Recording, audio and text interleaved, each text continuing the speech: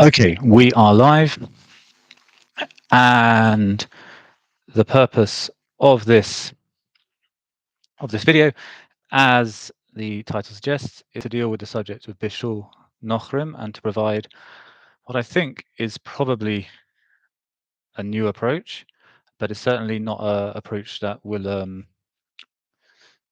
be familiar, I think, to anyone. It certainly wasn't familiar to me. I can't find it anywhere. The reason why this came up was because my good friend and very Erlich Yid, Josh Friedman, made a collection of sources for the triennial cycle that we're learning. And this week, the second Sidrah of Sefer Devarim, which is basically most of what most people know as Perek Sheni of Sefer Devarim. The subject of the source sheet was Bishul Nochrim, and it turned out to be very interesting to learn these sources properly. And I have a number of observations that hopefully will be of interest. We got a lot to get through, so I'm not going to waste time. But you know what? No, but let's just go. Okay, so let's start with the standard understanding of Bishul Nochrim. So we have Rambam, Hilchos Ma'achaloth Asuroth, Perek Yuzayin, Halacha Yud Beth. Af al pi sha'asru. No, sorry, not Yud. That's bad. Sorry, I scroll up a bit. Tet, Halacha Tet. ויש שם דברים אחרים אסרו אותן חכמים ואף על פי שאין לאסורן עיקר מן התורה. There are things, after he's dealt over 17 parakim with the very many categories of things that are not mutter to eat, all and Vela and Tarifa, etc., Basa Bachalav, and all the different things that the Torah says you're not allowed to eat and the laws thereof. He then moves on to something different, which is Gezeroth, things that, as far as Al Pi Torah, they would be perfectly fine to eat, but the Chachamim said you cannot eat them. ואף על פי שאין לאסורן עיקר מן התורה, גזרו עליהם כדי להתרחק מן הגוי, עד שלא יתערבו בהם ישראל ויבואו לידי חתנות. So even though they're not asa from the Torah, and he goes further and says they have no ikam in the Torah, not even an extension of something that's asa in the Torah. It's not like certain things that are asa derabanan because they're very similar to something that's asa from the Torah.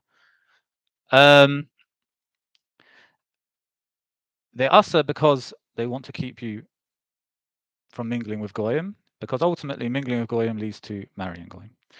ואלו הן אסרו לשתות עמהן ואפילו במקום שאין לחוש ליין נסך. They forbade drinking with them, i.e. drinking alcohol with them, even in such an occasion where there's no danger whatsoever that you come to drink yain nesech, yain that was used for idolatrous worship, which was very common in those days, less common in our days.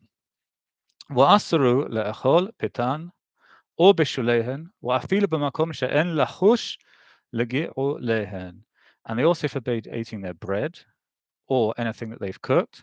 And even in a case where there's no reason, he's very clear, and he wants to make it absolutely perfectly obvious. We're not worried about the issue of geulim, of some form of treif that goyim eat as a matter of course,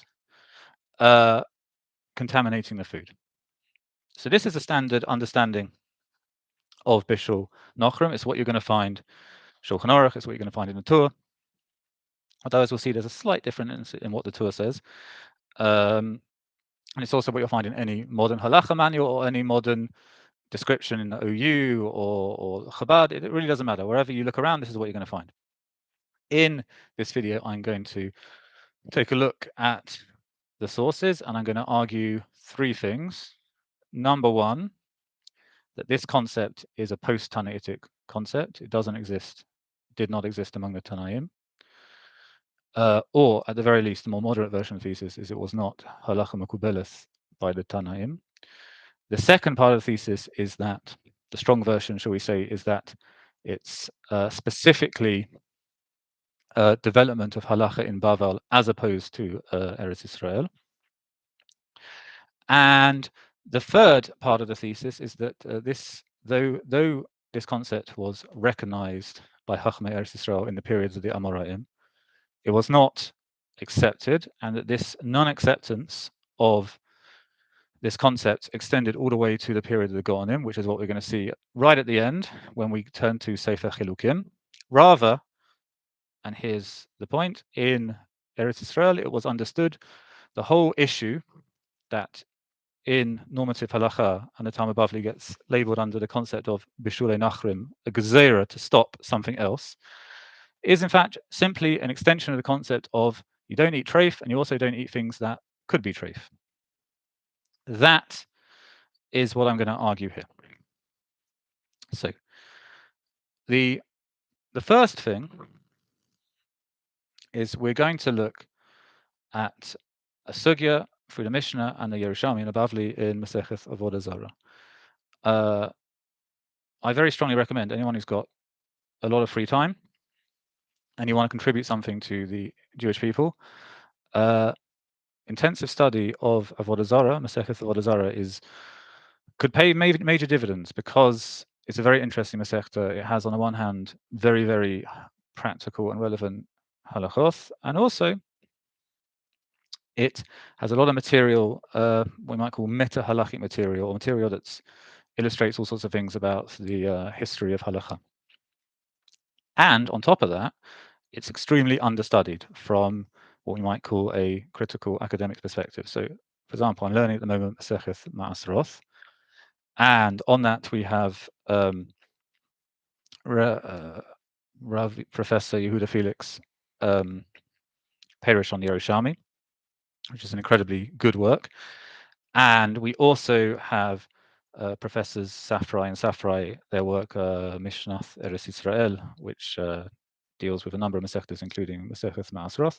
And we also have Shaul Lieberman Zal's Perish on the Tosefta on Masechet Ma'asroth, which covers an awful lot of issues that are also in the Mishnah.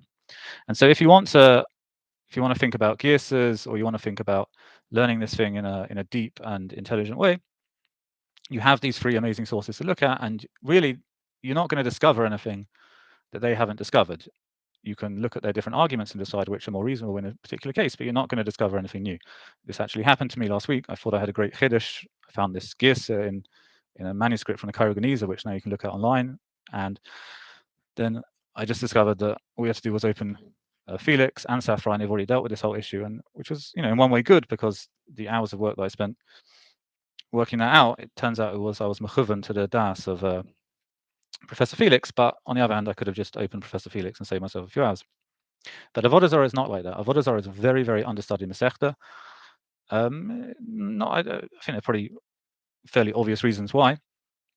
But if you want to do some good, just sit down with the different manuscripts, again, all available online now, and produce a critical edition of the Mishnah, produce a critical edition of the Tosefta, and then start working through Yerushalmi and Bavli. And another beautiful thing about Masechet Avodah Zarah is it's a Masechta that has both Yerushalmi and Bavli, and it's a very intricate, you can see it just by learning a few dapim, but a very intricate and interesting relationship between the Yerushalmi and the Bavli, which you're going to see a little bit here.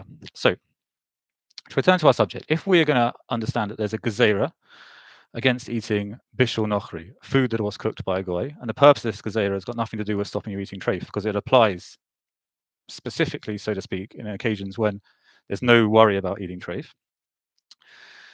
Where's the source for it?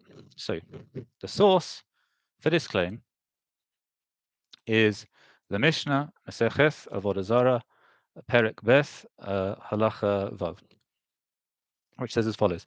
Now, sorry, I didn't have time to make a source sheet this week. I wanted to get it out while it was still relevant to the triennial cycle. And I do suggest that people listening to this video pause at appropriate points to make sure they have the sources in front of you. So it says as follows: These are the things that come from, I'm reading the Yerushalmi Bavli, it should say goy, obviously. These are the things of goyim that are asur, i.e. to eat, but they're not asur b'hana'ah. You can sell them, you can burn them, etc.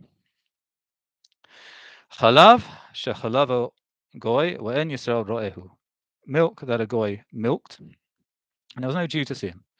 Wahapath, wahashemen shalahem, and the bread of goyim, and the oil of goyim. Rabbi, uveth dino hitiru hashemen. However, the Mishnah adds, the Beis Din of Rabbi Yehuda Nasi permitted their oil, wahashalakoth, and their shalakoth. Reveal, that's what we're going to come back to, and that's what the whole shir is going to be about. And pickles, which it's normal to put in them wine and a vinegar, which of course wine of a goy is asa, as is the vinegar that comes from wine. Wataris trufa, and mixed up fish kind of paste. Daga kalbis, and fishy brine that doesn't have a particular fish called the kalbis, shotetes bowl, floating in it. Wahachilek, and chilek is a type of fish that is kosher, even though it doesn't appear to have fins and scales. The fins and scales only develop later, but because it looks like non-kosher fish, we don't buy it from a goy because we're worried that they'll just give you mamash, a non-kosher fish that looks like it. Wakoret shel chiltith, and a sliver of chiltith. Chiltith is what's called asafoetida in English. It's a kind of hard root, and you add it to stews to add both flavor and it's a kind of sauce maker, like a thickener. And it's called asafoetida because it really stinks when it's in its raw state, but you can process it in certain ways to make it nicer. I mean, we don't really use it nowadays, but it comes up quite a lot in the Mishnah. Umelech shal kondith, and a certain type of salt that is explained that they would make it shinier. Some salt is shinier than other salt. They would make it shiny by putting just like a sliver of oil on it, and they would sometimes use non-kosher fats to do that. In all these cases, asurin or isuran isur hana. All these things are asur, but they're not asur b'hana. Now, as I said, the word we're going to focus on here is wahashulakoth. So Rashi explains, and the Mefarshim explain, all the Mefarshim, Bartanura, etc., explain afterwards. Kol davar shebishalo oved kochavim, wa'afilu b'kli ta'or, wa'kulhu mishum chasnuth. Any food that a goy cooked, even if he cooked them in completely new kalim or kalim that had done hagala on them, and there's absolutely no worry about treif, kashrus issues at all, and the whole issue is because of chatnuth. So basically what the Rambam says, except what we're learning from here, is the source in the Torah Sheba'al Peh. Obviously, we're not looking for a source in the Torah Shebechtav if we're talking about Gezerah. But the source in the Torah Sheba'al Peh is this Mishnah, and it's the word shalakoth on this long list of things that you're not allowed to buy from Goyim. Now, I did mention that things are a bit more complicated in Tur, because the Tur lists two reasons. He lists that reason, which we've seen in the Rambam and Rashi. He lists the second reason, which we say later in the Gemara. Gemara we're going to look at in due course, where Rashi says, "Shelo yehei Yisrael ragil eslo b'ma'achal v'mishteh v'ya'achilenu davar tamei." So the difference is, we're not worried that you're going to marry the goy because you start eating with him, or you're going to marry his daughter or his sister or whatever. We're just worried that if you come to eat with goyim, then eventually, you just take whatever food he's offering, and you'll start by saying, no, it has to have any kosher ingredients, but eventually you'll just say, yeah, fine, hand me over, and he'll give you some treif, and you'll eat the treif. Which, by the way, is a significant difference in the concept of, on the distance of this gezerah from the concept of eating treif. And both reasons are mentioned in the Tur, but not by other Rishonim, not by the Rambam, not by the Shulchan Aruch. Now, and kind of normative halacha in Achronim doesn't really use the second opinion in any way, whereas the first opinion that we're doing with Hatnuth is leaned upon quite strongly by the poskim in defining the precise gedarim of the Isra of Bishul Nochri. Now,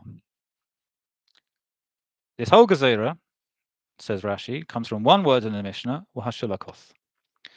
Now, we're going to start just by making some simple observations about the word shilakoth. Now, if you want to tell someone it's asked to eat things that are goy cooked, shilakoth is for sure not the best word to pick. Why? Because time after time after time in the Mishnah, in fact, almost every time the word shelek comes up, or shaluk comes up, it's brought up specifically in contradistinction to cooking. Cooking is not Bishul. I put cooking Bishul. Bishul is not Shiluk, and Shiluk is not Bishul. So, for example, the Mishnah in Masechet Pesachim that's talking about Maror says that you're not allowed to have the more lo kavushim, lo shalukim, lo mavushalim. 3 separate things: not pickled, not cooked, and not shaluk. We're going to discuss exactly what shaluk means. Is also the gears for the Mishnah of, we say the 4 questions, but it's in the Mishnah it's 3, and B they're not questions, but whatever. B'chol haliloth anu ochlin basar sali shaluk umavushal. We eat meat roasted, but also cooked, and also shaluk, i.e., something that's not cooked. And there are other places as well, but the real linchpin of the point is if we look at the Mishnah in Masechet Nedarim, Perek Vav, we see 2 things, 2 important things. Number 1, very first words, Hanode min hamavushal mutar b'tzali uveshaluk. One who says, I'm making a neder, I'm not going to eat anything cooked. It does not apply to things that are roasted, and it does not apply to things that are shaluk. I.e., Nedarim is where you really want to go if you want to look at the precise definition of terms, because really the whole Masechta, or most of the Masechta, is all about precisely defining terms.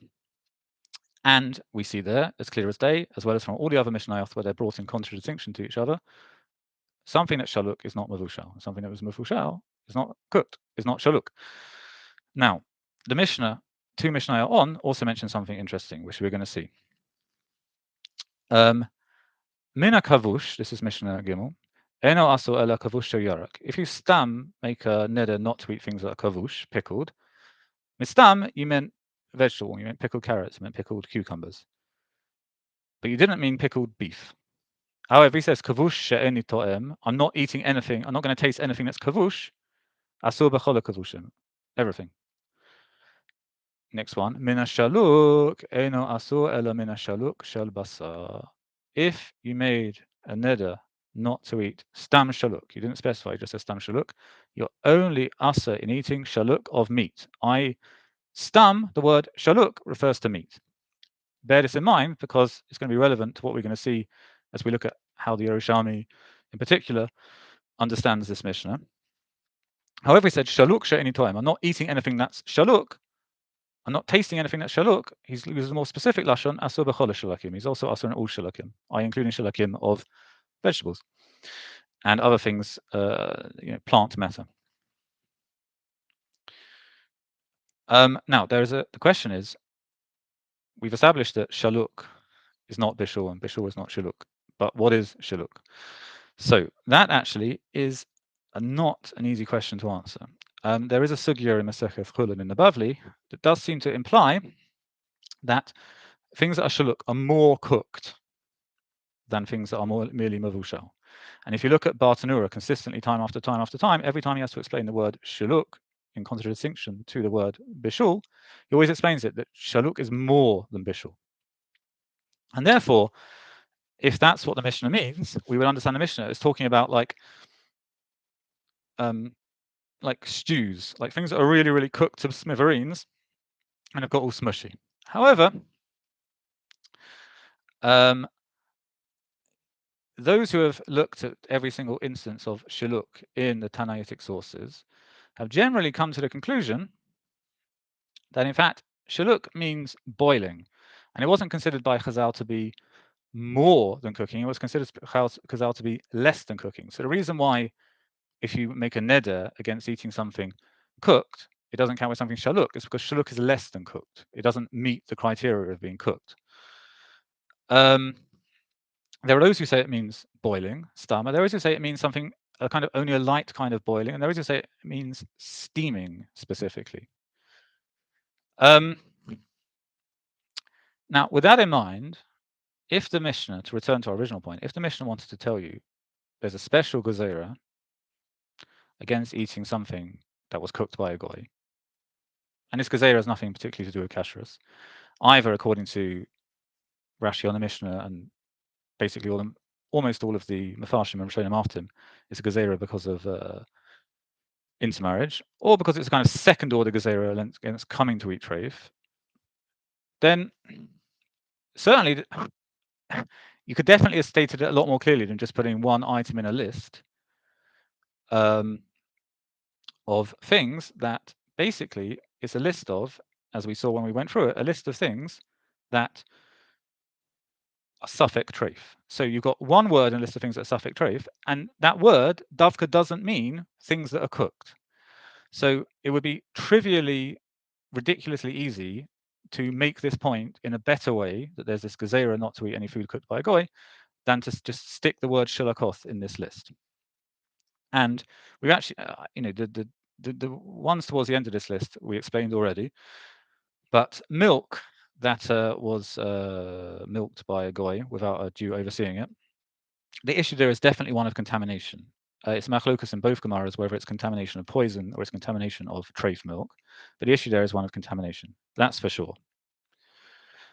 Bread, according to the Bavli, explicitly, is an issue of not contamination. It's an issue of intermarriage. However, as we're going to see in the Yerushalmi, it would appear that that's not the case. And shemen, which is the one that was asa, but then they made it mutter again. Again, it's not so clear. The Bavli gives one opinion in the name of Shmuel that it's an issue of treif again, and of contamination of the oil, and another opinion that it's a gezerah eventually relating to intermarriage. So most of this list, for sure, is a list of things that are treif. As we're going to see, according to Yerushalmi, it would seem that basically all of it is a list of things that are suffix treif.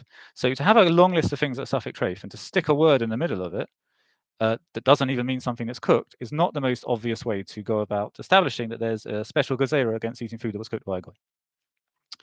Now, we need to stop here and we need to talk about the proper gears of the Mishnah. So it starts by saying these are the things that are asa because a goy, they come from a goy, but they're not asa b'hana.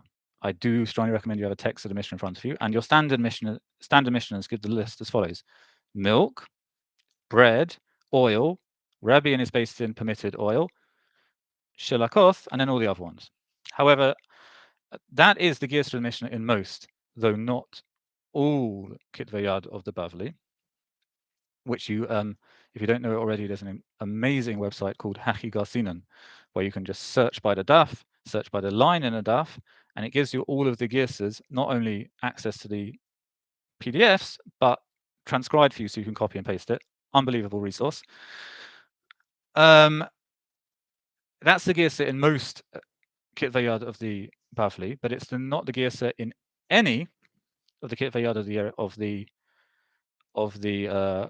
of the Mishnah. Not in Kaufman, not in Palmer, and not in the Cambridge one.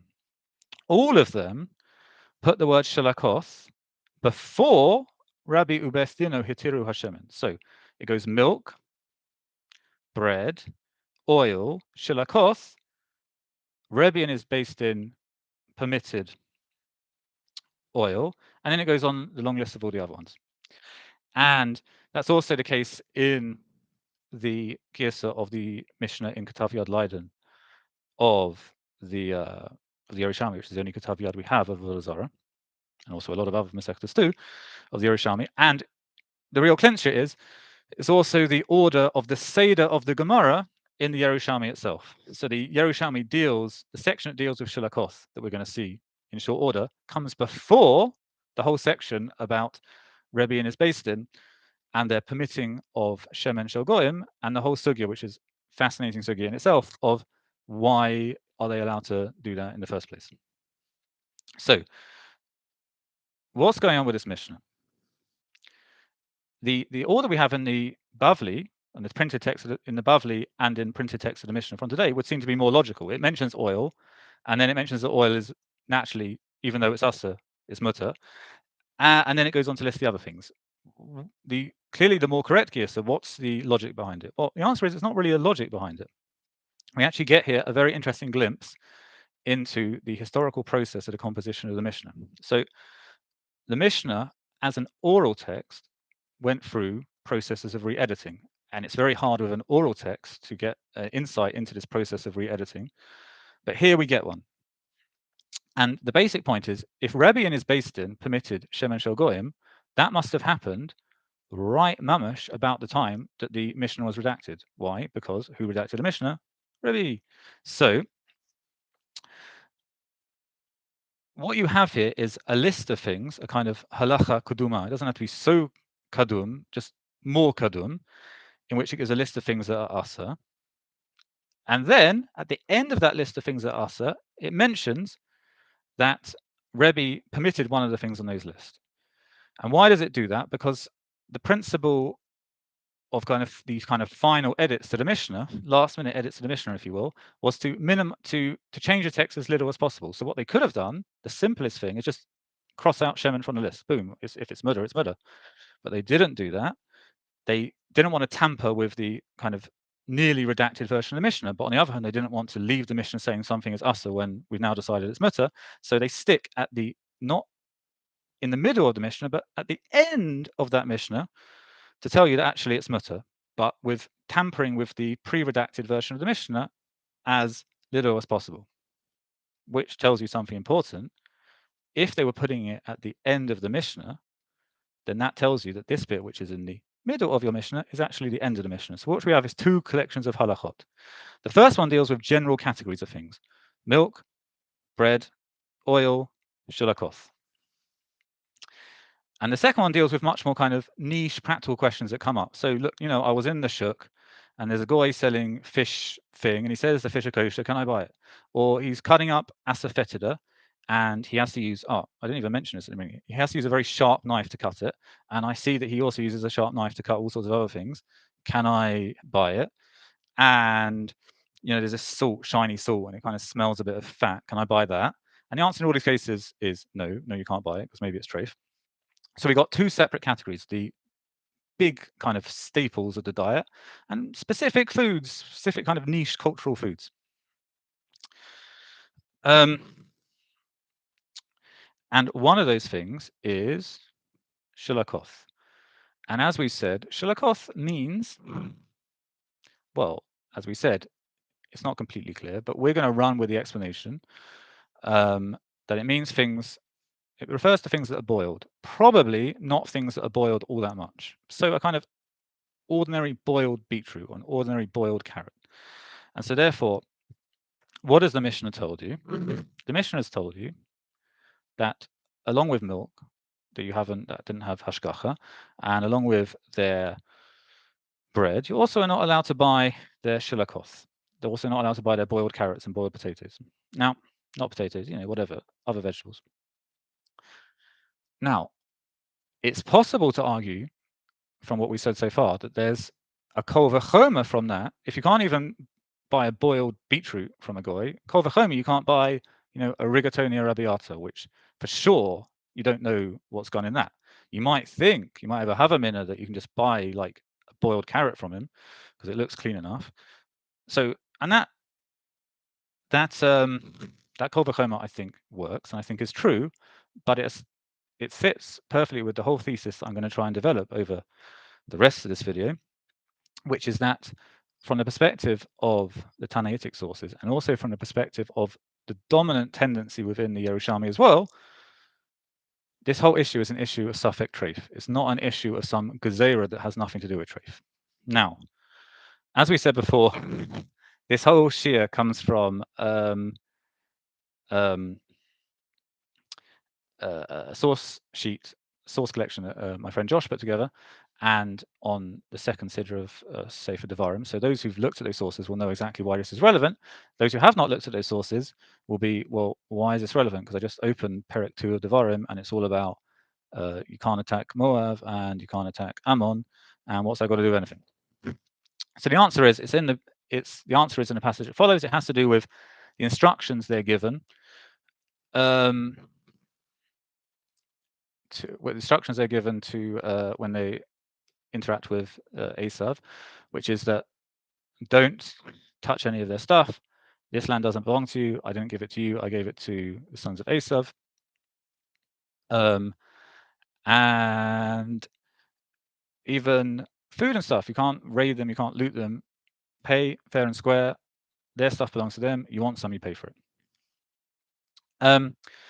Now, what it says specifically is food you ochel tishperu me'etam bekesef ve'achaltem umayim tichru mehem bekesef ushathithim. So this is a sugya on this Mishnah in the Yerushalmi. On the word shulakoth. Again, we know that from the order because the Yerushalmi doesn't do what the Bavli does and kind of quote a word from the Mishnah and do it. It does, but it doesn't do it in any kind of consistent way. But we can work out from the order that it's on the word shulakoth. Amarun kome Rabbi Chia Rova. They said before Rabbi Chia the Great, a transitional period between the Amoraim and the Tanaim. Tane Rabbi Shimon ben Yochai Chen. We have a tradition, a braitha from Rabbi Shimon ben Yochai that says this: Ochel tishperu me'atam bekesef ve'ocheltem b'chuli. That's the posset we just said, which talks about buying food and buying water. And so he makes a hekesh between food and water. Ma mayim lo nishtanu mibari yasan af kol davar shelo nishtane mibari yaso. Just as water is something that when you buy it, kind of by default, not by default, just unavoidably, is in its natural state. Otherwise, it's not water anymore. So that also you have to buy food from them. That hasn't changed from its natural state. I.e., basically, buy from them raw foods. That's what this drosha says. Don't buy from goyim cooked foods, buy from goyim raw foods. Hasivun, they, i.e., the assembled court of Rabbi Chia the Great, said, Hare, we got a tradition. Mutalya ufan karesin wakuvvatiyos ukalayos wachamin shelaim hare elu mutarin. Now, the first things on the list, it's not so clear exactly what they are. Again, understudy Masechta. Not going to go down a whole rabbit hole of all the possible options, but they refer to some kind of like dried peas or something. And then it says kulayos, which is roasted kernels, wachamin and hot water shelaim. Hare elu mutarin. All of these things we got halacha pasuka. You're allowed to buy these things from goyim, not a problem. Now,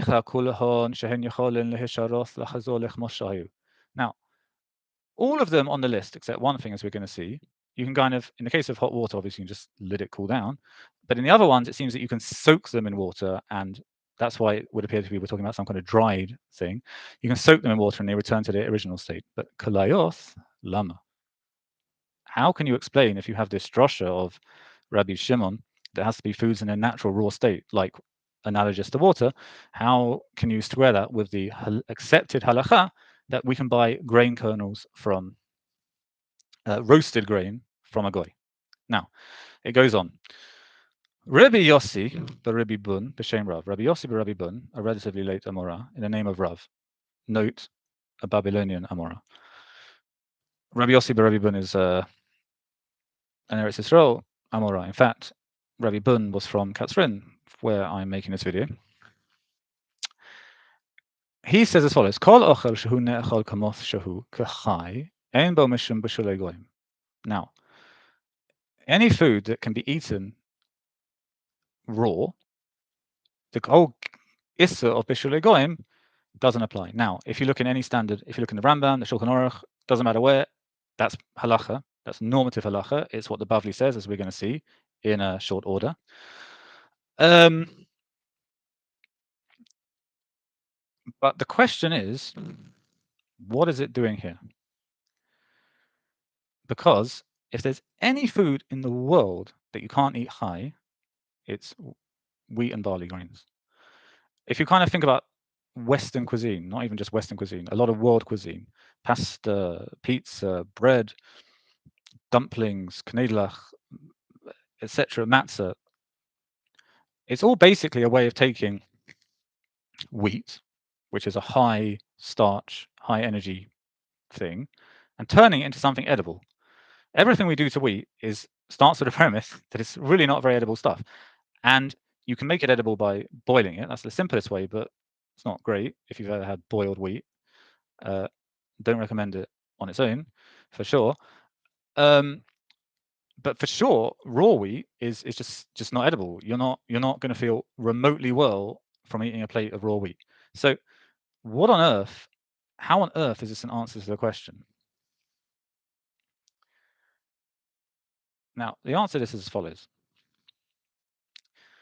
In the Bavli, I don't think it's controversial to most of the people who are going to be listening to this video to say the Bavli has layers, and one way to extract more information from the Bavli than you might otherwise is to peel back the layers.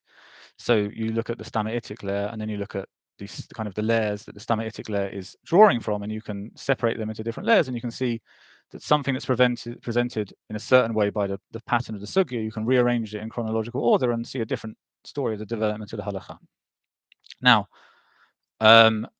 you also have to do similar kind of criticism of the Yerushalmi in many places, of dealing with layers of Amoraic material and Stama'itic material. The Yerushalmi also has a stam, but there's a very big difference. And this is kind of comes down to the number one, far more important than any other difference between the Yerushalmi and the Bavli. The number one systemic difference between the Yerushalmi and the Bavli that pops up again and again and again and again and again is not that one has a gullus mentality or whatever, is that the Bavli is a work that has been edited and re-edited and re-edited and re-edited so many times over like a 150-year period to make these beautifully shaped and crafted sugyas, and therefore performing historical source criticism is like delicately peeling back the layers of the onion, whereas the Yerushalmi is an unfinished work, and in some places a really unfinished work, and things are just copied from one place to another. It's completely bewildering what it's even doing there. Even if you can understand why it was copied there, you think, I really would have helped me for the last 2 hours while I was trying to understand what on earth this is going on about if you'd have put an introduction, if you'd have put a conclusion. If it's at a very early stage of editing, and it just constantly, if you're going to learn Yerushalmi, kind of just have a daily seder of Yerushalmi, at least 3 or 4 times a week, you have to deal with the issue of this is not an edited work. This is like a pre-edited work. So the answer is here is that it doesn't go. It's been copied in. We're going to see it's been copied in other places as well, and it's just not in the right place. It's possible to argue, because it does happen too, that this mistake it's not a mistake of the editors of the Yerushalmi. It's a later thing of some medieval scribe who copied it in the wrong place. For reasons I don't want to go into here because it's already getting pretty long and we got a lot to get through. For reasons I don't want to go into here, I don't think that really is the case in this case. It's definitely sometimes the case, but it's not the case in this case. But how do I really know that? Am I not just kind of trying to deal with a source that doesn't seem to make a huge deal of sense, and B, one that lichora completely contradicts what I've been saying for the last 35 minutes? No. The reason is because read the next line. Not only does that not make sense at all, even close to making sense as an answer to the question, but the fact is, the Gemara then continues, and if we just omit that line we just read, it makes perfect sense.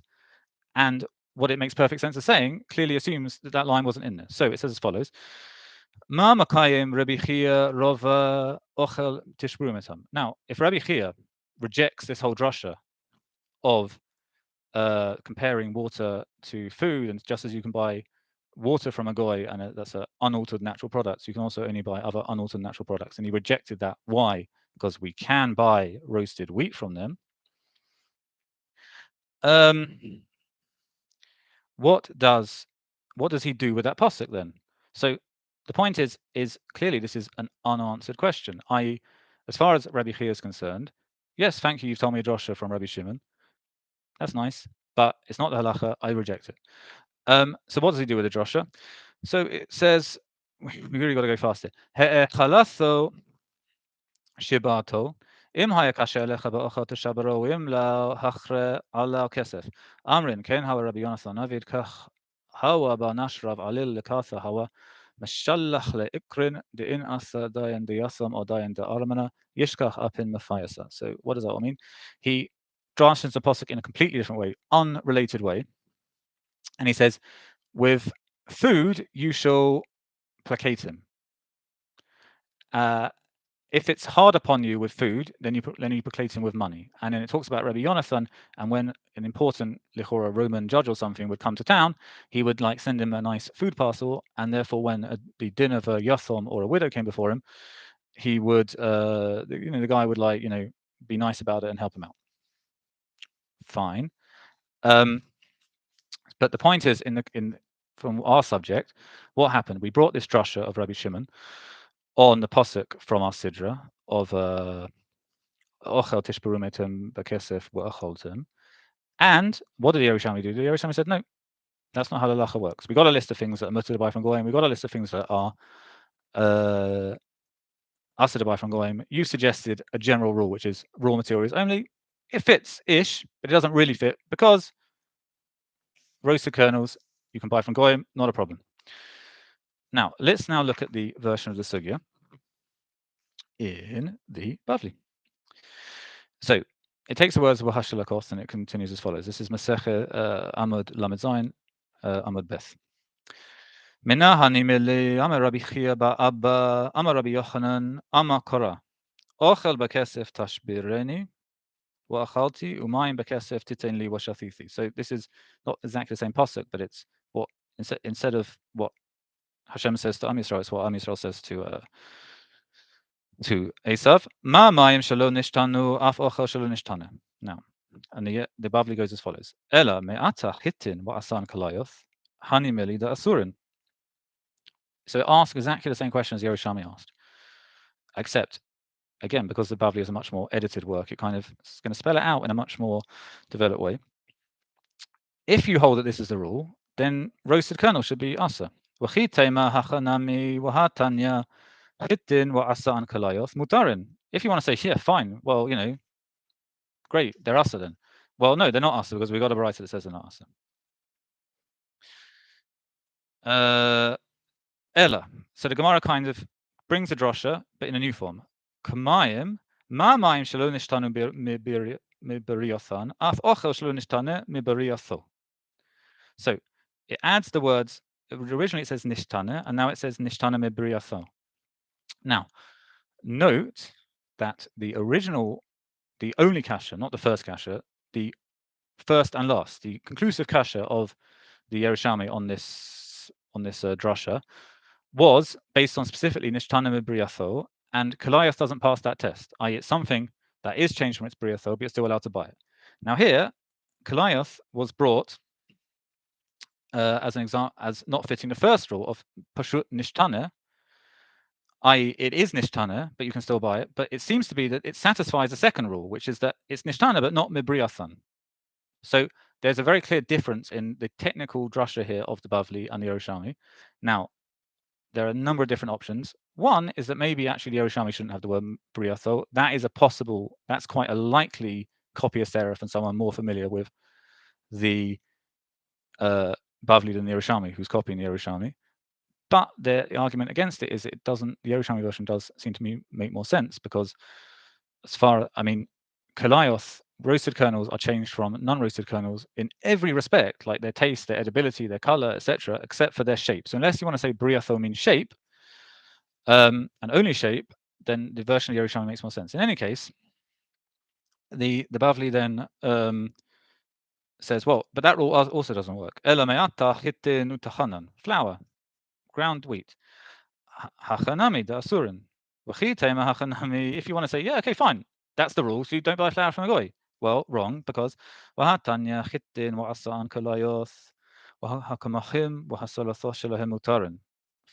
you can buy from a goy. Fine flour, coarse flour, not a problem. Ella, final version.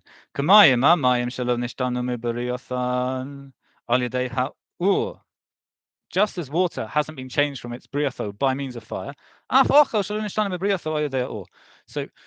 talking about things that they've changed their bria, which according to the Bavli, flour has, but a roasted kernel hasn't, and that change happened by means of fire. So the roasted kernels obviously changed by means of fire, but they didn't change according to the Bavli their bria by means of fire.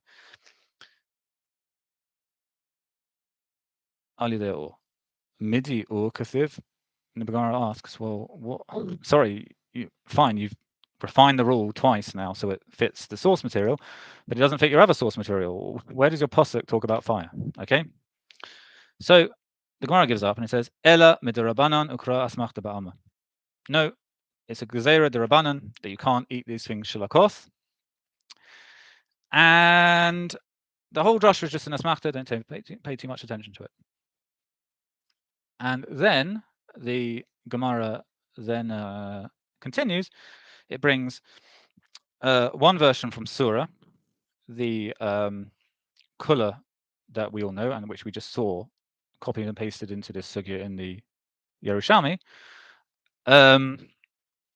We saw this Kula that if it's something that could be eaten raw, then the whole principle of Bishule Goyim, which the Gemara has now concluded is a Gezerah, doesn't apply.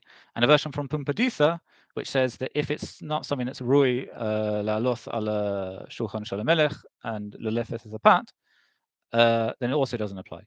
And according to Moshe Shonim and normative halacha, it's an either or.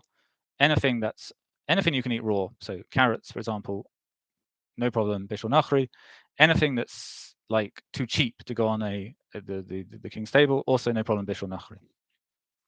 So those are the differences. We got the same source drasha presented in the Yerushalmi and the Bavli. Now, in both cases, the drasha is rejected. In the case of the Yerushalmi, it's just rejected and that's it. Finish, move on, we're done. However, in the Bavli, it's rejected, but it's not rejected in that we reject this halacha you just stated. We agree with the halacha you just stated, but it's a gezerah. And then it goes on to just assume, basically, that there's this the content of this gezerah is you're not allowed to eat something that was cooked by a goy, and it doesn't say anywhere, which is why we saw the two versions of Rashi. It doesn't say anywhere what the reason for this gezerah is, but it would appear to be, because what else would it be, to distance you from goyim, either according to Moshe Shonim, to stop you intermarrying them, or according to the Rashi and also mentioned in the Torah, to stop you from eventually coming to eat treif. But if we look at the Yerushalmi, A, this concept is rejected. But B, let's say it wasn't rejected. Is there any mashma'ut in the Yerushalmi that if it was the halacha, that the halacha was anything that was changed from its bria, you can't buy from a goy. Therefore, klayot you can't buy from a goy. You can't buy roast. The halacha would be basically the same, except can't buy roasted kernels. That's it. That's the only difference. Would there be any reason to believe from that? Therefore, there's a gezerah from eating things that are goy cooked, because it might, even if you know for sure, 100%, there's no doubt that it's kosher, because you might come to intermarriage or you might come to something else. And the answer is no. Again, from the Mishnah, it would seem there's a whole bunch of stuff you can't eat, you can't buy from a goy, because it might be treif. And the Sidrah Shava is because it's processed in such a way that it is likely to become treif. And we brought a drasha to kind of unify the categories. The drasha didn't quite work, so we rejected the drasha. But even if we'd accepted the drasha and we'd said, yeah, okay, fine, you can't buy klayot from a goy, again, you would still think that the issue is an issue of treif. Which then brings us on to the next source we need to look at from this same long sugya in Yerushalmi, a bit before, where it talks about bread. Pitan, their bread, you can't buy their bread. Rabbi Yaakov ba'acha b'shem Rabbi Yonathan, path mehalachos shel hi. Path is one of the halachos. Now, this word is not really clear exactly what it means, but it means something like they worked really hard to make it. Like it was a struggle to make this halacha. So what does it mean to say that this was a halacha that they had to strive to do, or they had to bend the rules to make this halacha?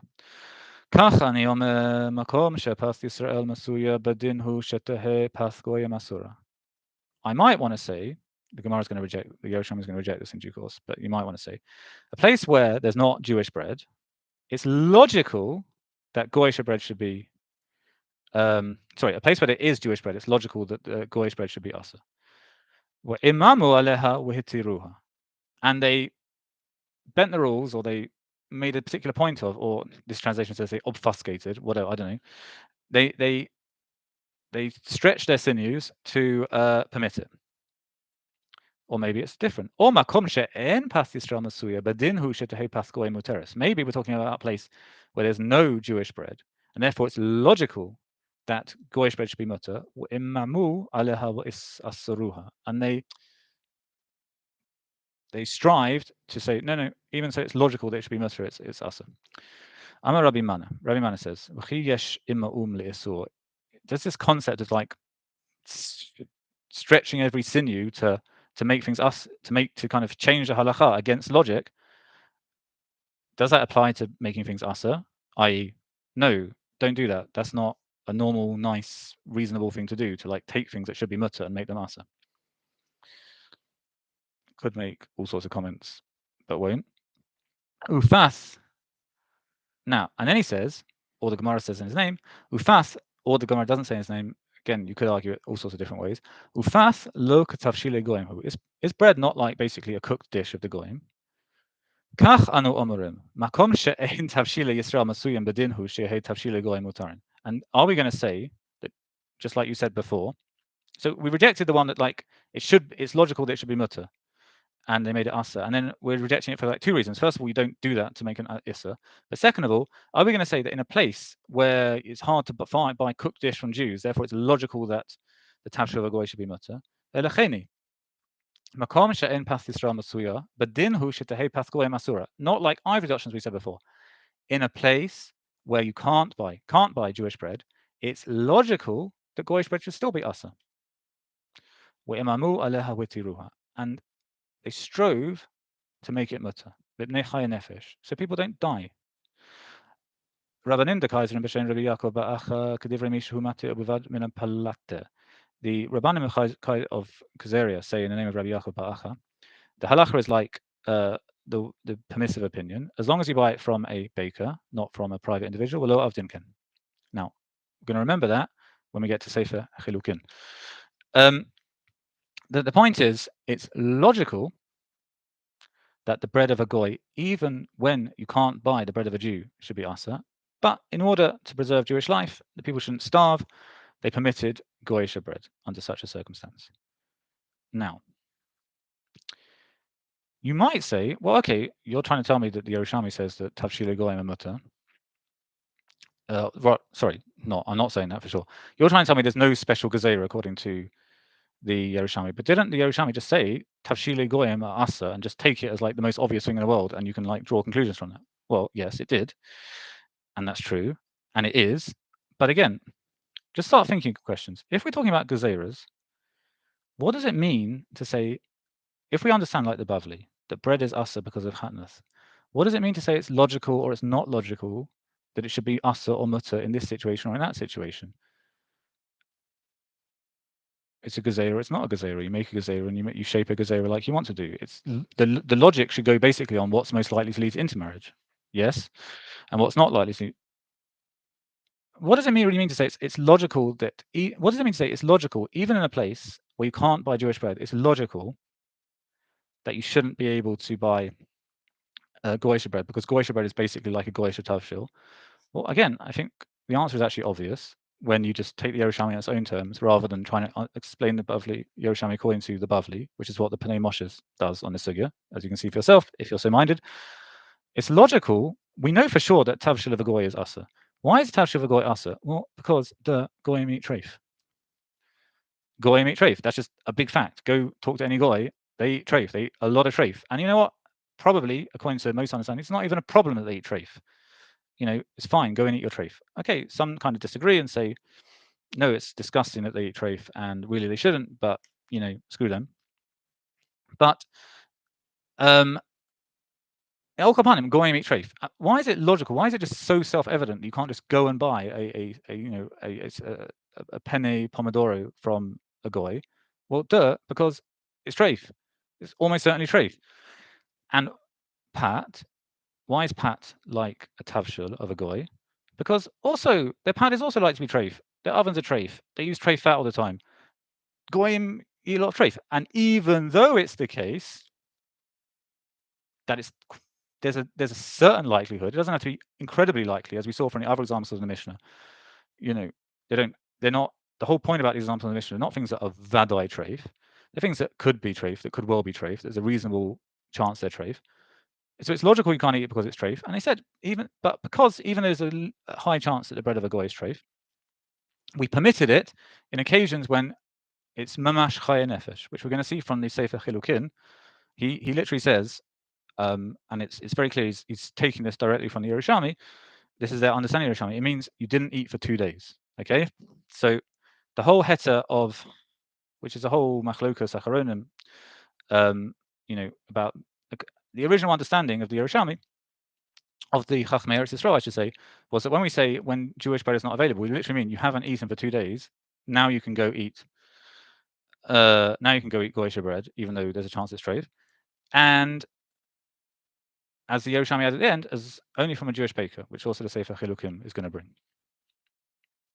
So again, the point that I'm really getting at through all this is that there's no real reason to think, except that the Bavli says it, from these sources in the Yerushalmi, that the whole din of Shilakoth, or Kol V'chomer, the din of Tavshilim, which again, as we said, are not the same thing at all. They're clearly different things from that Mishnah in the Devarim and all the other Mishnah that mention it. There's no real reason to think that this has anything to do with anything other than Goyim Treif. A Tavshil is for sure Asa because you have no idea what's in it. But even the Chiddush of the Mishnah is that even just like Shilakoth Shilim, even just boiled things of them. Again, you don't really know. You don't know well enough to know that it's not going to be treif, so don't eat it. Now, let's look at another source. So again, lower down in this sugya. Besa saluya shalahim. A roasted egg of a goy. Can you buy it? Bar kapara shari. Bar kapara says, yep.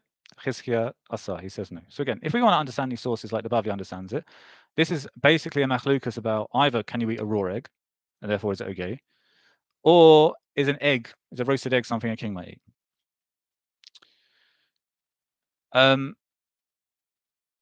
again, is there a reason to think that in the Yerushalmi? Now, the answer is possibly in this case, as we'll see from the following words. Ad kadon shenisles leda'as. That's if he roasted it intentionally. Nisles shalul leda'as, he didn't roast it intentionally. Nishma'ina min hada. Let's learn it from this. Now, again, this comes up in the Bavli, and there it's when in the version in the Bavli, it's clearly the whole point is did the goy intend to cook this, and therefore does it really count as Bishul Nachrim? But this is what the Yerushalmi is. Maaseh shenafla deleka be'ishas kanim ba'agam tamarim v'hayu sham chagavim b'nitzlu. It happened that there was a fire in this reeds of not a lake, a kind of marshy area, and there were locusts in it, and they got burnt up. Asa of the Kumer Rabbi Mana v'Asa. The thing came before Rabbi Mana, and he said it was Asa. Okay, so we can learn it from that. That's what the stam in the Yerushalmi says. But then Amar Rabbi Abahu says straight after that, Mishum ta'aroveth hagavim tameim. No, the reason you can't eat it, it's got nothing to do with whatever. That's not that or anything. The reason you can't eat it is because there are going to be non-kosher locusts that are mixed up with these kosher locusts. Amar Rabbi Yossi b'Rabbi Bun. Now, Rabbi Yossi b'Rabbi Bun, we've already seen saying what? Saying the halacha of Rav, the heta of anything that can be eaten raw, the principle of Bishul Goyim doesn't apply. He says, Wahada min chamirata de Rav. This is from one of the chumras of Rav, and then it goes into what the chumra of Rav is, but because this is already pretty long, I want to go on. The next source, Turmasim Shalahim, Mahim. Now, Turmas is lupine. Lupine is, if you go to, especially certain places in Yerushalmi, in Amon at Siv, there's this lovely hill called Mitzpetel, where every spring beautiful lupines grow. There's these purple flowers. They want to destroy it and build some monstrosity because they love Eretz Yisrael so much. But they also produce these kind of beans, and these beans are pakoshi edible. So the Mishnah in Shabbos says it's talking about things you can move because they're edible on Shabbos, and it says the tumas yavesh, dry tumas, and there's two gearses, machal izim, goat food, or machal aniyim, poor people food. And the truth is that kind of gives you a kind of idea of like where this is. It's like sort of food. It has a very, very bitter taste.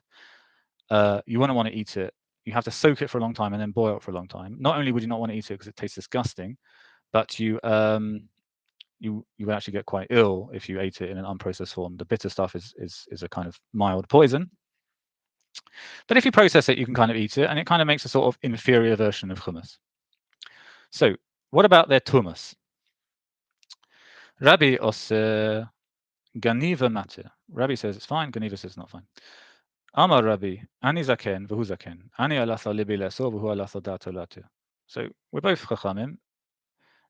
Me, it came upon my heart to forbid, and here it came upon his heart to permit. I seems to be taking a phlegmatic attitude to it. However, in contrast to that, Rabbi Mana bar Tanchum azal at Tzor v'hitir tumasim shalem. Rabbi Mana went to Tzor, to Tyre in Lebanon, and there was a Jewish community there, obviously, and he permitted them to eat the tumas of the goyim there.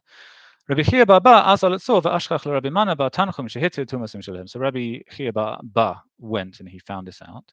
Asa gabe Rabbi Yochanan, and he came back to Rabbi Yochanan. Amar le, ma ma'aseh ere liyadach. You know, what's up? Amar le, ashka his Rabbi Mana bar Tanchum shehitir tumasim shalahem. I found that Rabbi Mana, that he permitted their tumasim. Amar le, velo pagat be. You should have hit him. Amar le, Adam gadol hu v'hu yodeh lemateh kesayam gadol. He's a great man and he knows how to sweeten the Mediterranean. Okay, yeah, I understand what you're saying, that it's dodgy to permit their tumasin. But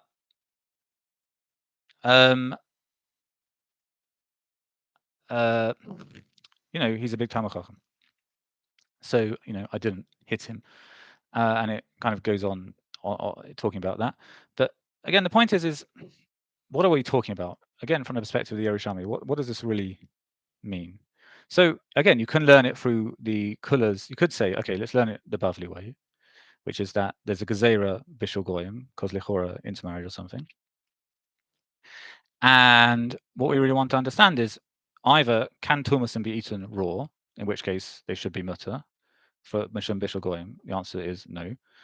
Or can they go out on the Sidrah of a king, which is questionable. I mean, they are rubbish food, but on the other hand, there is this Gemara in Brachas that says that Davka, the Rosh Chodesh Suda, the Chamim will eat tumas. For some reason, it's not really clear to me why they Davka eat tumas. Or again, because there's no reason to think otherwise from the Mishnah, and there's no reason to think otherwise so far from the Yerushalmi. The question again is it kind of plausible that their tumas is going to get trafed up? And then there's a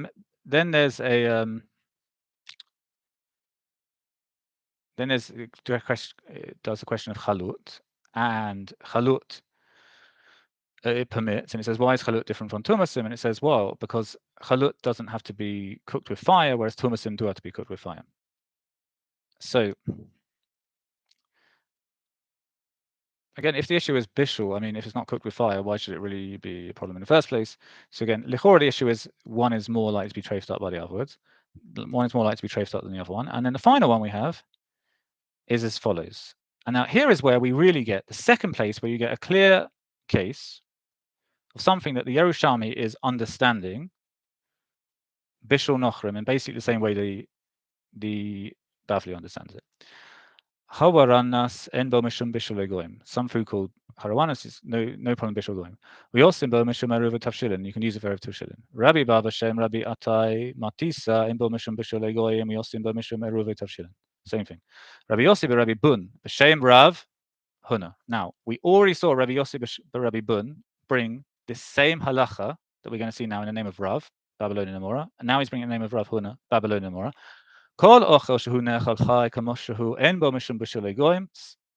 Condition, there's no issue with bishul egoim, and you can also use it for erev tavshilin. Now, what do we know for sure? We know for sure in Bavli, at an early point already in Tekufra the Amoraim, they had a concept which is spelled out in the Bavli, that there is a concept unrelated to any direct risk of eating treif, a special gezerah, which isn't based on anything except the gezerah, to not eat food that's cooked by a goy. And there are certain kulot that come with this. One from Surah. Both of these are taught in the name of Rav. One from Surah that as long as it's edible raw, it doesn't count. It's not an issue from Bishul Goyim. And one from Pumpadita, but again in the name of Rav. If it doesn't go on the Shulchan HaMelech, it's not an issue because of Bishul Goyim. And that comes in two places in the Yerushalmi. Both times in the Yerushalmi it's taught in the name of the same Eretz Yisrael Amora. One time it clearly is not in the right place. Where is the right place? Not clear at all, but it's clearly stuck in the middle of a sugya where it doesn't belong, it doesn't make any sense, and it interrupts the flow. And in the second place is right at the end of the sugya, which is possibly, certainly at least, where you dump things that don't really quite fit in the sugya, especially because, again, we said this thing goes in order, and it dealt with Shalakoth first, and then it dealt with the Heta of Shemen, according to the Beis Din of Rabbi. And it goes through the Mishnah, and then you get a bunch of stuff at the end about that doesn't really fit into anything specifically in the Mishnah. So what I would say is as follows, what it seems to me most plausible. And again, I probably should have said at the beginning, I definitely haven't worked all this out. This is something I've been trying to pack in my week. Really it's something for a monograph. I've got so many things I'd love to write if I had free time. Would go to the back of the queue. This is why I just wanted to get out the video. And I actually hope that someone can take this on and do a really proper and fully rigorous study. But what I think is the case is as follows, is that the Tannaitic concept is very simple. You can't eat things that are likely to be treif, and they had a relatively low risk threshold. So it's just obvious. It doesn't even need to be said, and that's why we saw those passages in the Yerushalmi where it doesn't need to be said. It's so obvious that a proper cooked dish of a goy, like a dal or whatever, that's for sure. You just for sure can't eat that because you can't just go to a goy and say, thank you very much. Does it have any pork in it? Yeah, fine, whatever. It's going to be treif. It's probably going to be treif. And the chiddush of the Mishnah is even just boiled goods for them. There's a sufficient risk that it's going to be treif that it's just flat out banned. And I think most of the sources from the Yerushalmi can be understood in that way without any need for anything additional, except for two sources, both from the same Eretz Yisrael Amora of a later generation, I think 4th generation, but check for yourself. Both times it's the same halacha, which is clearly based upon the understanding that there's a gezerah, and in both times it's brought in the name of a Babylonian Amora. Now, it's not unusual for the Yerushalmi to quote Babylonian sources, but it is patchy. There are certain cases where Babylonian sources are quoted loads, and certain cases where they're not quoted so much. And you can usually understand the reason for it. So, for example, one reason is in the sugya of the different pasulim of an esrog, almost every single source that's quoted in Masechet Sukkah over there in the third parak is from Bavel. Either it says Tanei Sham, like it's a Babylonian Baraita Dafka, or it quotes a known Babylonian Amora. And I think the reason for that is that this was an issue that was much more discussed in Bavel than Eretz Yisrael, because in Bavel etrogim were much rarer. And so therefore the question is this kosher, is this kosher, is this kosher, is this kosher, comes up just a lot more frequently. Whereas in Eretz Yisrael, I don't like this estrog, I get another one, was much more the understanding. We can see that with other cases where they're more makel on various things to do with estrogim and in Bavel. And therefore kind of Bavel was acknowledged to be the kind of center of excellence in understanding of the precise limits of when an estrog is kosher or not, because they're just experts in the subject. And if I'm correct in my argument, clearly Bava were kind of experts in the subject of the gezerah of Bishul Nochrim, because Bishul Nochrim was essentially a development of halacha, an early development, but development of halacha in Bavel, whereby the concept of Bishul Nochrim gets emancipated from its original context of just an extension of Suffolk treif and becomes its own freestanding issa, which counts even when there's no suffix of treif, and therefore you can then start putting different colours on it, which are the two colours of Rav that we've been over many times. Now, if you don't find the above convincing, there is one more important piece of evidence that I've been hinting at a couple of times so far, which I think makes it more clear. So we go to Sefer Chilukim. Sefer Chilukim is a very important work to be familiar with, and it's not hard to become familiar with because it's very short. It's written by a Jew of Eretz Yisrael in the time of the Gaonim, and he just writes one after another halachic differences between the practices of Jews in Eretz Yisrael and the practices of Jews in Bavel. Now, there are some question marks about how accurate it is about what they were doing in Bavel, but it's more accurate. We can take it about what they were doing in Eretz Yisrael. Now, you can get it on Hebrew books. I strongly suggest you, if you don't have it already saved on your computer, you save it on your computer, and you should be familiar with the list. It's actually a very, very fascinating list. I would venture to say that quite a few people who are big into the concept of Torah Eretz Yisrael would be a bit about some of the things on the list. But Ol Kol Panim, number 53 on the list, Nun Gimel. Anshe Mizrach Matirin Pol Sheshalako Goy Chen Chagavim. In Bavel, they permit eating beans that are goy cooked, and also locusts. Now, why did they permit beans and locusts? Lichora, the reason is because in the case of beans are definitely not something you can eat raw. So lichora, the reason they're permitted is because they're not fitting for a king's table. And the reason why it's okay to eat locusts is lichora because they're okay to eat raw. If I'm not mistaken, you can eat them raw. I don't know, or maybe it's also because you can't eat them on the king's table. However, this is what's important here. Uvenei Eretz Yisrael osrin mitnei shema'avin shalukin shalbasa beshalukeihen shel peiros. B'nei in Eretz Yisrael say no way, you can't eat this stuff, because even if we're just talking about peros, i.e. peros can be peros haaretz or peros ha'adama, we could be talking about beetroots, we could be talking about apples. They mix in meat with their shilukim. So this should be bringing you back to the Mishnah in the Devarim that we saw, which says stam shiluk is meat. But also, it's clear indication that in Bavel, they had a concept of Bishul Goyim being Asa. Well, we know this. We don't need to learn this from Sefer Chilukim. We just know. We know it because the Bavli says so explicitly, and so do all the Rishonim, and so do the Goyim, etc. That there's a concept of Bishul Goyim being Asa, but you can unrelated to treif, and therefore when there's not a suffix of treif, well, when there's not a suffix of treif, but even more importantly, when certain conditions apply, you can start eating things that are goyim. Whereas in Eretz Yisrael, no, we don't trust goyim. Okay, goyim eat treif, therefore you can't eat their stuff. Okay, fine. It might look to you that their beans are fine. They might look clean. They might look, but you don't know, so you can't eat it. That's what we hold. That's 52. And Lamed, if you weren't completely convinced with my explanation of the passage in the Yerushalmi about bread, well, what does it say? Number 30. Anshe Mizrach Osrin Path Sha'afa Goy. In Bavel, they say you're not allowed to eat bread that are goy baked. Ochlim Path Goy, Uvad Shehe Yisrael Mashlich Es Betanur. But they actually eat it as long as the goy throws some wood in the fire. Now, that is brought down explicitly in the Bavli. Uvanei Yisrael. Now, it's not brought down explicitly, by the way, about Bishul Goyim, and that's a big machlokas Sephardim and Ashkenazim about whether it applies to Bishul as well. But by bread, it definitely applies in the Bavli. Uvanei Yisrael Osrin Osa. But it's in Israel, they don't. You can go throw all the wood in the fire you want. It doesn't help. Sha'es lo oseh v'lo matir. You taking some role in making this bread, it's irrelevant. Eimathai hitiruhu. When did they permit the bread? B'makom she'en davar lachol. When you got mamash nothing to eat. V'asa yom or yomayim shelo achol klum. And you've gone a day or two. So before I said two, fine, a day or two where you haven't eaten in it. Hitiruhu lo mipnei chaye nefesh. Kadei kiyum nasho. They permitted it from pekuach nefesh, so you live.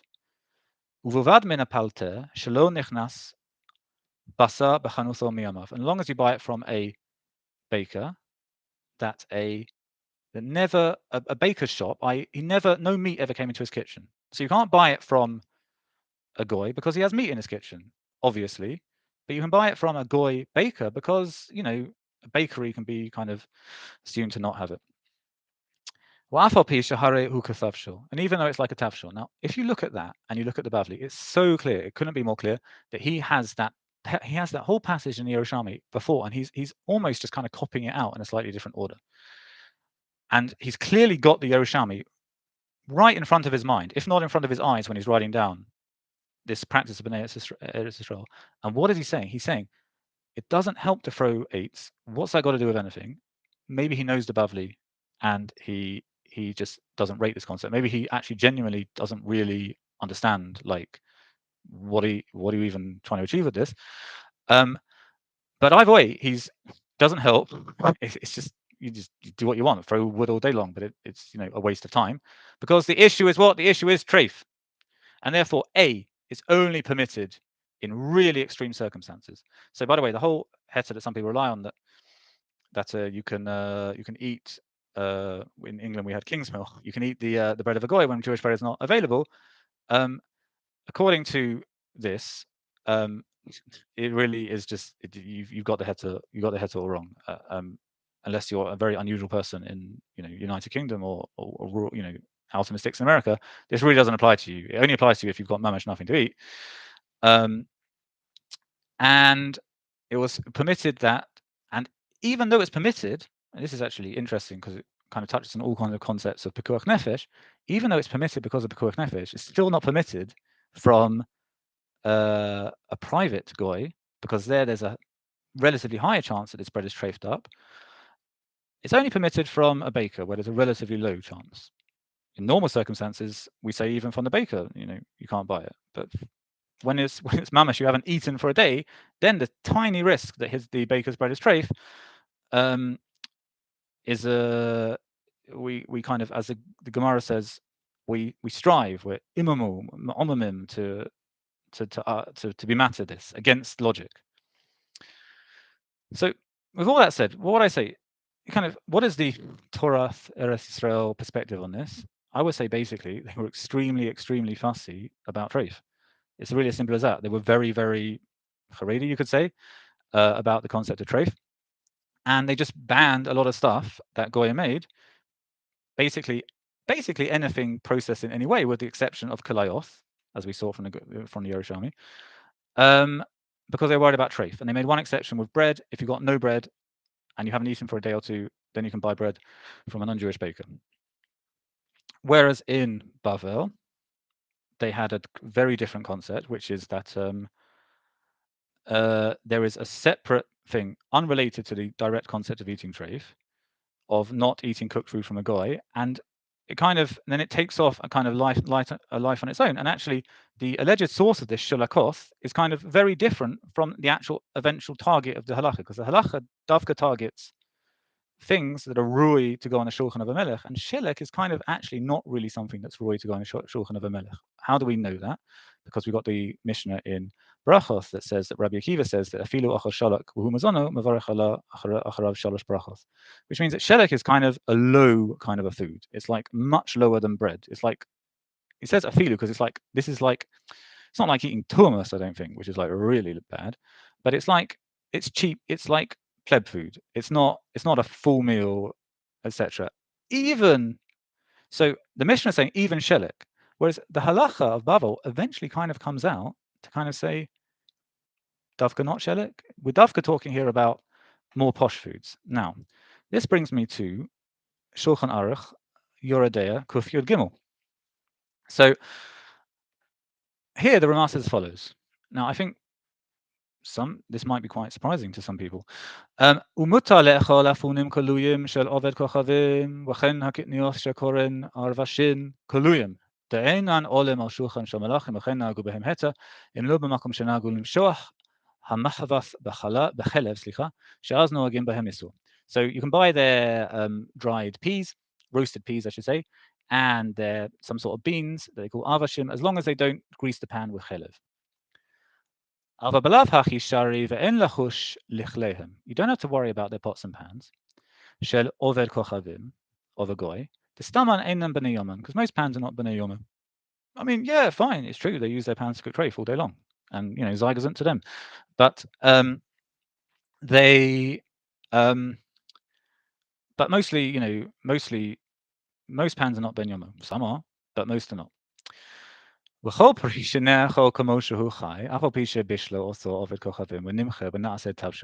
fruit that can be eaten raw, so a carrot or an apple or whatever, even though it got cooked by a goy and it made a proper smush, shari. And therefore we eat there. I don't know exactly what it is, but it was seemed, like apple, like an apple kind of smush, baked apples, something like that, you can eat. Now, I'm going to say just a few words on what the halachic ramifications of the Torah Eretz Israel approach would be in this, on this. So I'm not saying what you should do or what you should not do. Just saying, kind of, from a Torah Eretz Israel perspective, there's a kind of relative to normative halacha. There's a chumrah and there's a kula.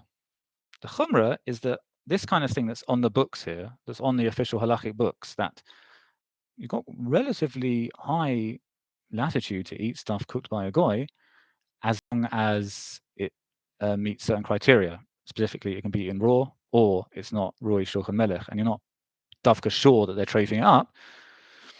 But most pans are not ben yoma, whatever. I would say that from the perspective of the Eretz Yisrael sources, this is really very seriously improper stuff, and you should be much more worried about stuff being treif. And as it says, the source, Rabbi Yochanan said, why didn't you hit him? I actually think that most mainstream Orthodox Jews don't really do like this Ramah at all. That actually there's an understanding that independent of Bishul Goyim, you can't eat stuff from a Goy unless there's like hashgacha on it. But I wouldn't be surprised if there were certain Makoriists who were noheg to do so, and if those Makoriists are interested in the concept of Torah Israel, I mean, it would seem the logical thing to do would be to desist. On the other hand, there is a kula from there is a leniency that would come out from the Torah Eretz Yisrael perspective, which is that there's a lot of machlokases within the concept of Bishul Nachri. Basically, what about if you have a goy as a maid? What about if you own a restaurant and your chef is a goy, etc., etc.? And these things are argued about, and they're usually argued about basically like, is this relevant to the concept of intermarriage? But I would say from the Eretz Yisrael perspective, we are worried about treif. This is all a worry about treif, and therefore, if you know for sure this stuff is kosher because you're mashgiach here, you can buy it, because the whole issue is, if you look at the Eretz Yisrael sources and just take a zoom out, we're talking about stuff you buy from a goy. You go to the shuk, he's selling carrots, he's selling bread, he's selling whatever, right? You can't buy all this stuff because it might be treif. But a goy is your employee and you're standing over him and he's like, so I would say that there's a lot of kulas that certain people, especially people who are Sephardi heritage, look down on with respect to Bishul Akum. And I would say that, if you have a Torah Eretz Yisrael perspective, you can rely on these kulas with a relatively clear conscience, because from an Eretz Yisrael perspective, really we're only concerned about treif. And this whole gezerah of chatnus or whatever doesn't really come in. Let me check my notes. I mean notes this time. Nope, that is it. So, as I said while we were discussing this, I really do hope actually that someone with a lot more free time than me can kind of pick up the ball here and really put together all the pieces of this sugya. As I said, as far as I know, I'm inclined to think that this is new. Certainly, it's not well known, and I hope it was an illuminating example, as I always try to do, of the way that a modern academic critical approach to studying Torah sources can be illuminating and hopefully fun. All right, it's late. Good night.